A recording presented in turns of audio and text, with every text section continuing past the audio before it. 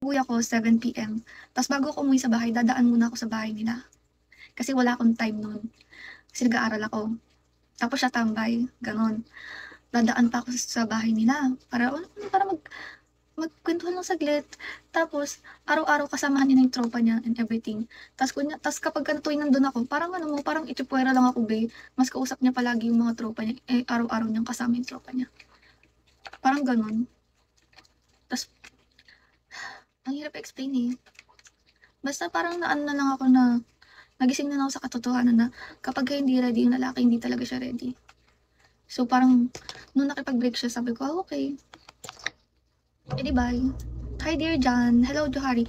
Tsaka nasanay kasi siya na ako yung mahabol lagi. Na parang ako yung laging na ako yung laging nagsisorry. Ganun. Hi G Blue. Hi Dramerly.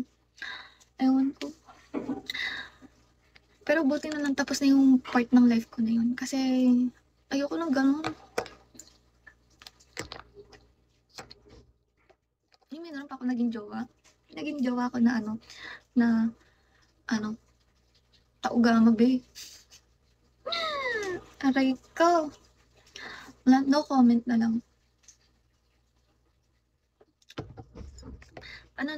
Di ba? All in all, dalawang lalaki lang naging jowa ko. Kasi, siya, basta may issue yung, may issue kami. Hindi kasi pwede pag-usapan dito eh. Hindi kasi pwede pag-usapan dito eh.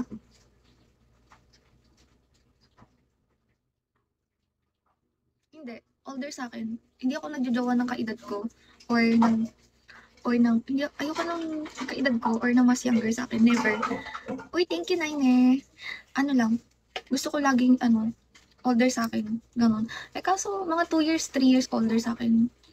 Kasi feeling ko hindi pa rin sila ready. Kasi, so far, nung naging jowa ko, wala eh. Iba priority nila eh.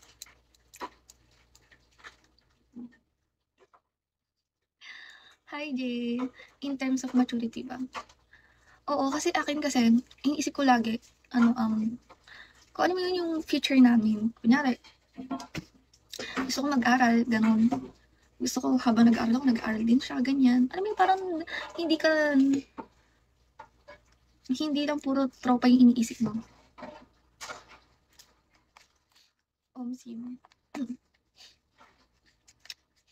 Ganun. Ay, ganun silang, ganyan mga nagiging jowa ko. Hindi ko rin kung bakit, kung lapitin ba ako ng mga ganun type ng tao. Or what.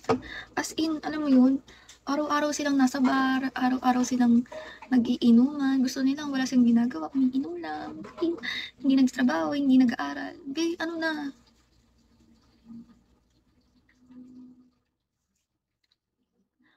I mean, understandable naman kasi, na-understand ko yung 2 months, 3 months, 4 months, pero bumabot na ng 2 years. 2 years. Wale. Hi, Z. Sim. Kaya siguro na ako dun. Parang natauhan na ako. Tapos, nakikipag-inuman sila with girls. Okay naman kung with girls. Friend ko nga yung girl eh. Kaso, yun, sobrang alaga nila sa babae na yun. Kasi, hatid sundo. Tapos, di man lang ako inaaya. Alam mo yun, kasi syempre, di ba, iniisip ko, aayain ako kasi may babae silang kasama, babae ako. Alam mo yun, para banding, ganun. Maging friends ko yung friends niya, ganun. Hindi eh, parang nagsusulo lang sila na, sige, inuman kami lang. Alam mo yun? Tapos, hatid sundo niya pa that time. Lagi yun. Tuwing inuman nila. Tapos, okay naman po siguro, salit-salitan silang guys.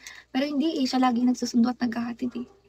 Tapos, nakaka-insecure pa kasi, kababata niya yun. Tapos, may crush siya dati doon. So, parang,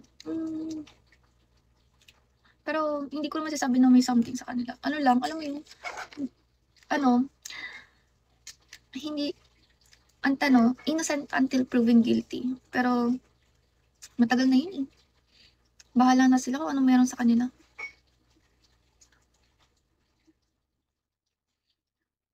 ano, sa'kin kasi gusto ko lang na ano, na alam mo yun, parang may drive siya na maging better or meron siyang dream, meron siyang